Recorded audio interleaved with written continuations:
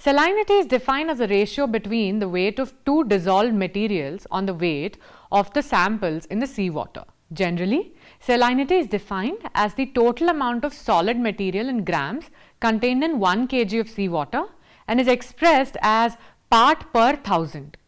The oceanic salinity goes to the fracture the marine organisms and plant communities, but it also affects the physical properties of the oceans such as temperature, density, pressure, waves, currents, etc. The freezing point of the ocean water also depends on the salinity. For example, more saline water freezes slowly in comparison to the less saline water. The boiling point of the saline water is higher than the fresh water. Evaporation is also controlled by salinity, and it is lower over the saline water than over less saline water. It also increases the density of seawater. This is why man seldom is drowned in the seawater with very high salinity. Variation in the salinity causes the ocean currents.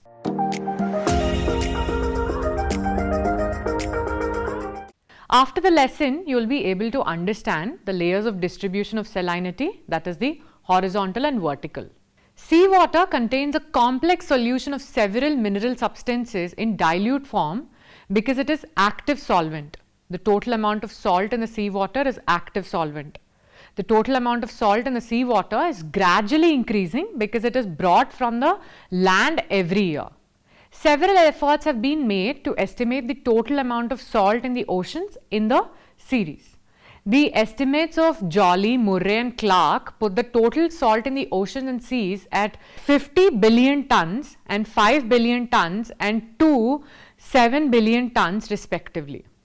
According to Joly, if all the salts of all the oceans and seas are dried up and are spread over the globe, these will form a 45.72 meter thick layer.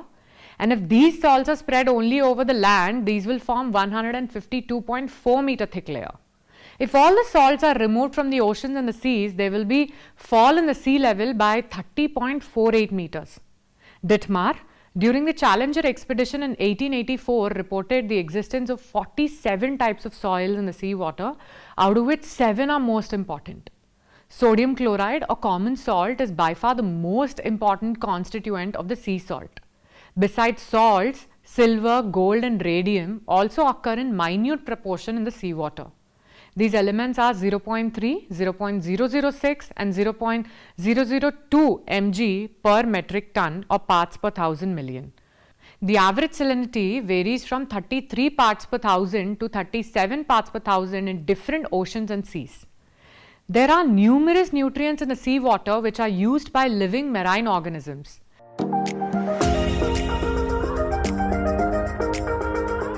Basically, the source of oceanic salinity is land.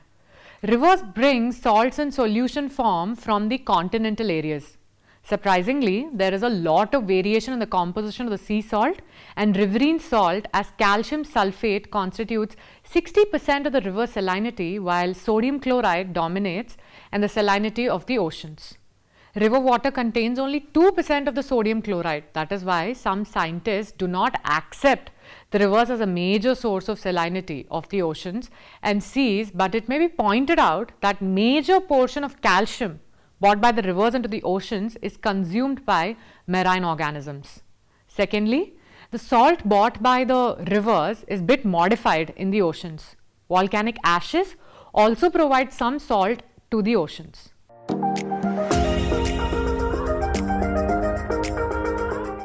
There is a wide range of variation in the spatial distribution of salinity within the oceans and seas. The factors affecting the amount of salt in the different oceans and seas are called controlling factors of oceanic salinity. Evaporation, precipitation, influx of river water, prevailing winds, ocean currents and sea waves are significant controlling factors. Evaporation. There is a direct positive relationship between the rate of evaporation and salinity. For example, greater the evaporation, higher the salinity and vice versa. In fact, salt concentration increases with rapid rate of evaporation. Evaporation due to high temperature with low humidity or dry conditions causes more concentration of salt and overall salinity becomes higher. For example, salinity is higher near the tropics than at the equator because both the areas record high rate of evaporation. But with dry air over the tropics of Cancer and Capricorn, according to 𝗧𝗦𝗔𝗧 1935, average annual rate of evaporation in the Atlantic Ocean is 94 centimeters to the north of 40 degrees north, 149 centimeter and 20 degree north and 105 centimeters near the equator. Salinity is 34.685 per thousand at 5 degree north and more than 37 parts per thousand at 20 degree north. Evaporation in the southern Atlantic Ocean is 143 centimeters per year at 10 degrees south and only 43 centimeters at 5 degrees south. In general, subtropical high pressure belt, and today it is going there, is recording rapid rate of evaporation which increases salinity, but cloudy sky with high humidity lowers down salinity in the equatorial belt. It may be pointed out that salinity also controls evaporation. Precipitation. It is inversely related to salinity. For example, higher the precipitation, lower the salinity, and vice versa. This is why the region of high rainfall records comparatively lower salinity than the regions of low rainfall. The extra water in the temperate regions supplied by melt water of ice coming from the polar areas increases the volume of water and therefore reduces salinity. It may be simply stated that the volume of water in the oceans is increased due to heavy rainfall, and thus the ratio of salt to the total volume of water is reduced. Influx of the river water. Though the rivers bring salt from the land to the ocean, but big and voluminous rivers pour down immense volume of water into the oceans, and the salinity is reduced at the mouth. For example, comparatively low salinity is found near the mouth of Ganga, the Congo, the Niger, Amazon, the St. Lawrence, etc. The effective influx of river water is more pronounced in the enclosed seas. For example, Danube, Dniester, Dnieper, etc. Reduces the salinity in the Black Sea to 18 parts per thousand. Salinity is reduced to 5 parts per thousand in the Gulf of Bothnia due to influx of immense volume of water brought by the rivers. On the other hand, where evaporation exceeds the influx of fresh river waters, there is increase in the salinity in the Mediterranean Sea, and it records 40 parts per thousand. Atmospheric pressure and the wind direction.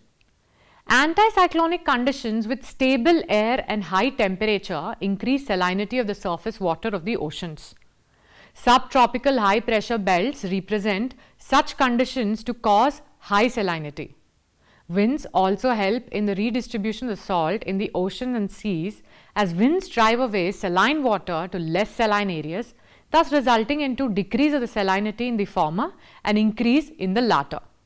In other words, in the areas of appellant of the water, less saline water moves up from below and hence low salinity, whereas the areas where water is piled up, salinity is increased.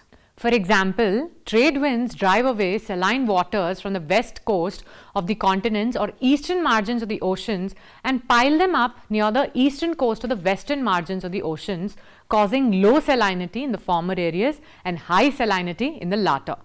This is why the Gulf of Mexico records 36 parts per thousand to 37 parts per thousand salinity, whereas it is only 34 parts per thousand in the Gulf of California. Westerlies increase the salinity along the western coast of the continents, whereas the lower salinity along the eastern coast. Sometimes winds minimize the spatial variation in salinity. Circulation of the oceanic water. Ocean currents affect the spatial distribution of salinity by mixing seawater. Equatorial warm currents drive away salts from the western coastal areas of continents and accumulate them along the eastern coastal areas. The high salinity of the Mexican Gulf is partly due to this factor. The North Atlantic Drift, the extension of Gulf Stream, increases salinity along the northwestern coast of Europe. Similarly, salinity is reduced along the northeastern coast of North America due to cool Labrador Current. Ocean currents are the least influence on the salinity in the enclosed seas, but those marginal seas which have communication with open seas through wide openings are certainly affected by the currents in terms of salinity. For example, North Atlantic Drift rises the salinity of the Norwegian and northern seas. According to the vast oceanic salinity is affected mainly by three factors, where the first one is salinity is reduced by precipitation, and salinity increases due to evaporation, and salinity varies due to mixing of water of different characters. There is also temporal variation in the oceanic salinity. The oceans in the northern hemisphere recorded maximum and minimum salinity during June and December months respectively.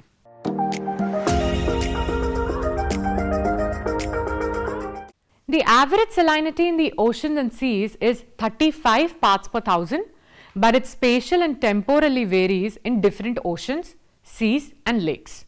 The variation in the salinity is both horizontal and vertical with depth. Salinity also varies from enclosed seas through partially closed seas to open seas. Thus, the spatial distribution of salinity is studied in two ways: horizontal distribution and vertical distribution.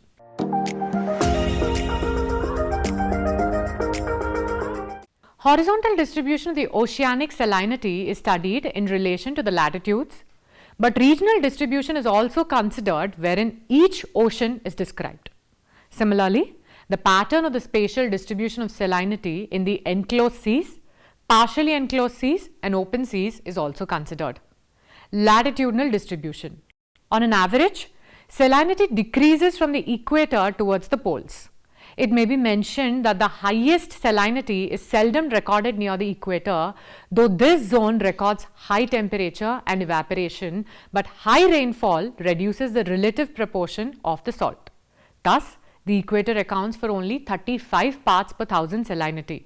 It is observed between 20 degree to 40 degree north because this zone is characterized by high temperature, high evaporation, but significantly low rainfall.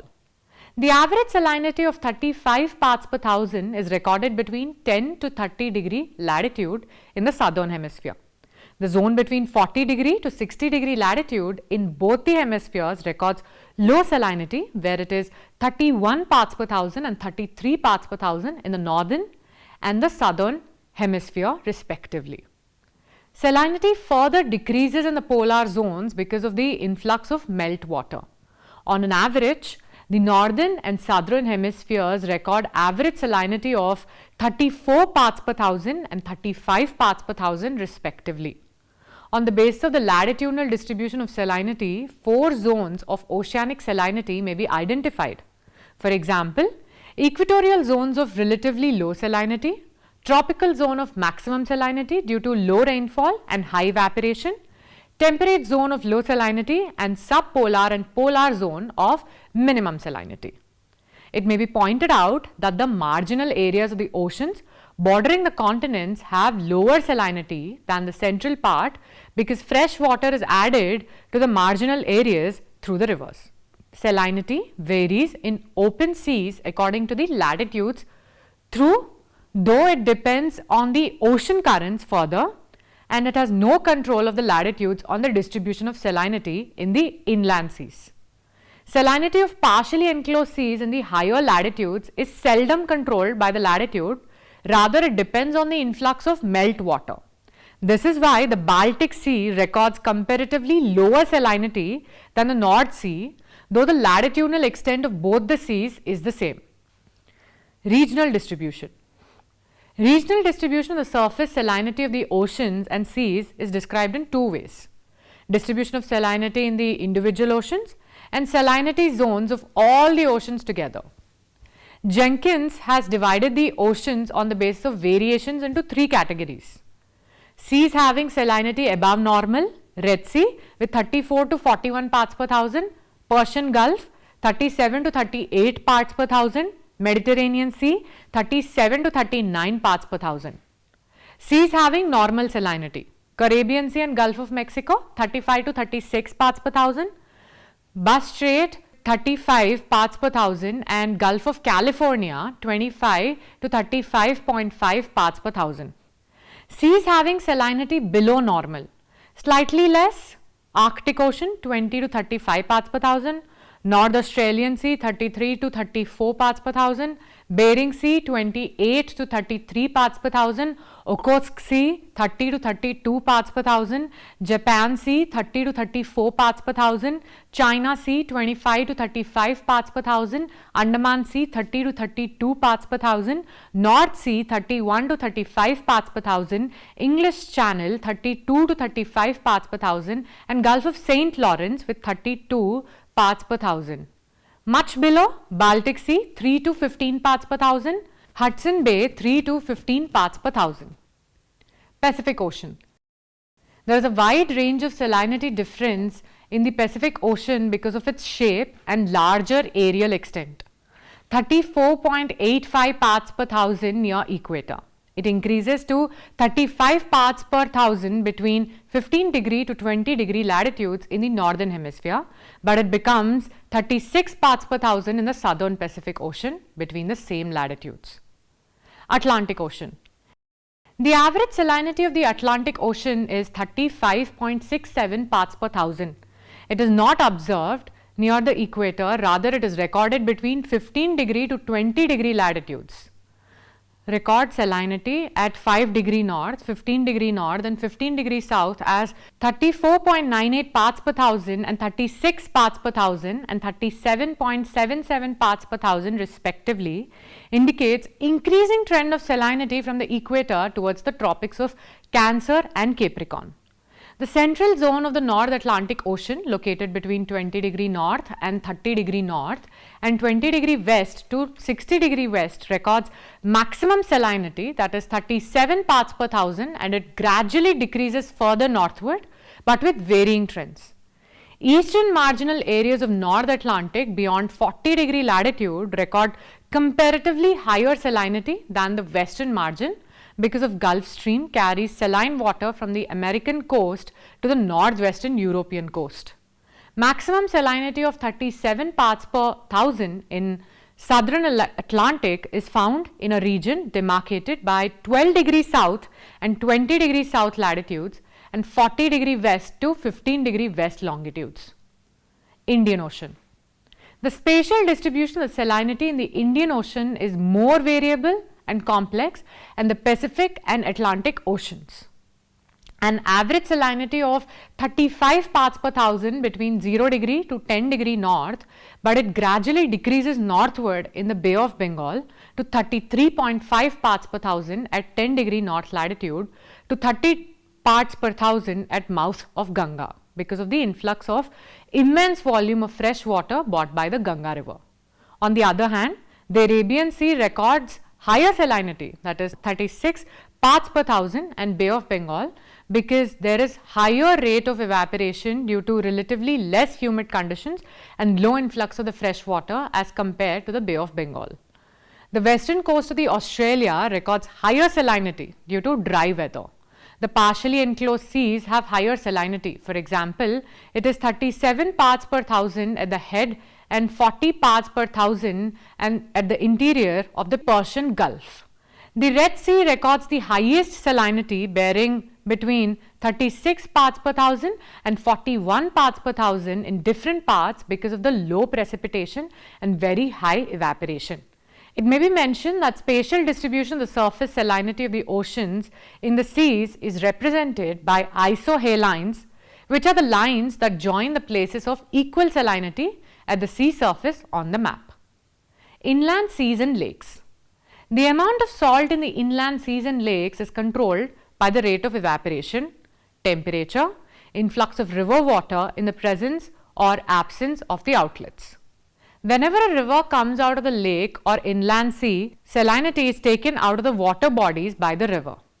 The influx of the fresh water brought by the river into the lakes and inland seas also lowers down the salinity. For example, lower salinity of the northern part of the Caspian Sea, which is 14 parts per thousand, is because of the addition of enormous volume of water brought by the rivers like Volga, Ural, etc., but it becomes as high as 170 parts per thousand in the southern part of the Gulf of Kārabūgas.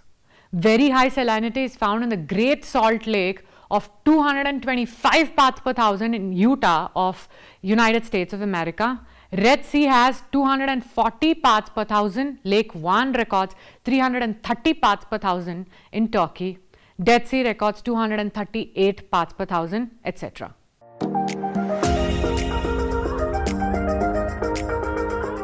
No definite trend of distribution of the salinity that can be spelled out, because both the trends of increase and decrease in salinity with increasing depths have been observed. Following characteristics of the vertical distribution may be stated. Salinity decreases with increase in depth and high latitude, that is, there is a positive relationship between the amount of salinity and depth because of denser water below. The trend of increase of salinity with increasing depths is confined to 200 fathoms from the surface in the middle latitudes, beyond which it decreases with increasing depths. Salinity is lower at the surface of the equator due to high rainfall and transfer of water through equatorial currents, but higher salinity is noted below the water surface. It again becomes low at the bottom.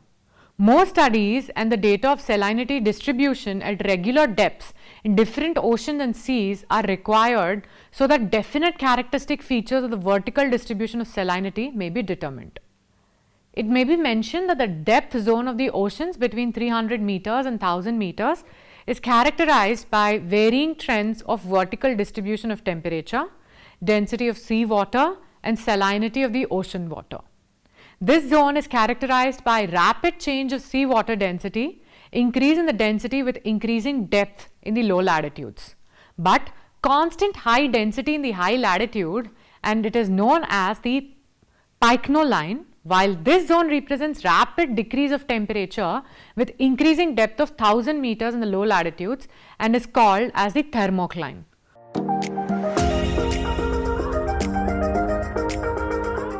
This lesson makes us understand the salinity variations in different oceans, factors affecting it, and its distribution horizontally and vertically.